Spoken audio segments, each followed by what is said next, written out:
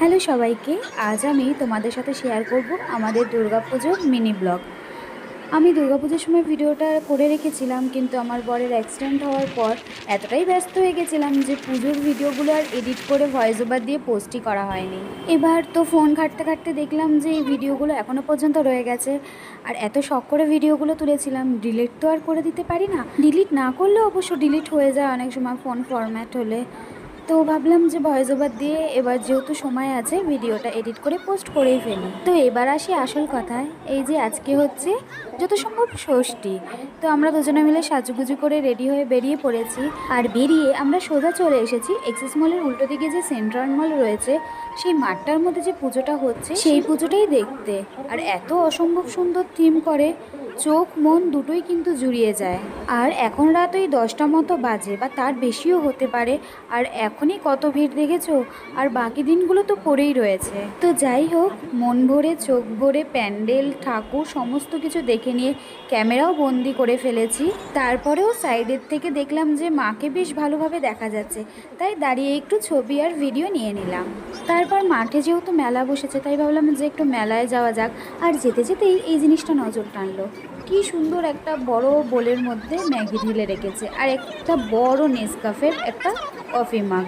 তো বেশ দেখে ভালো লাগছিল, মনে হচ্ছে ধরে মনে হয় ম্যাগি একটুখানি খেয়েই ফেলি আর এই যে কফি থেকে একটু কফিও খেয়ে ফেলি। কিন্তু ওটা তো যেহেতু আর্টিফিশিয়াল ছিল, খাওয়া তো যেত না। তো কি করব, গিয়ে পাপড়ি চাট খেয়ে ফেললাম। পাপড়ি চাট খাওয়ার পরে এই মেলা থেকে কিছু জিনিস কিনেছিলাম, কিন্তু কি কিনেছিলাম এখন কিন্তু আমার আর মনে নেই। তো যাই হোক, এখান থেকে প্যান্ডেল দেখা, ঠাকুর দেখা, মেলায় যাওয়া, পাপড়ি চাট খাওয়া এবং কেনাকাটি করে চলে এসেছি আমরা সেক্টর 2 যত সম্ভব হবে, ঠিক আমার এখন মনে নেই। তো সেখানের একটা পুজো দেখতে, মানে ঠাকুর দেখতে। এখানের থিমটাও বেশ সুন্দর করেছে, যত সম্ভব ওই খড়ের যে দড়ি হয় সেই দড়ি দিয়েই প্যান্ডেলটা করেছে। আর বাকি তো কাঠ দেখতেই পাওয়া যাচ্ছে।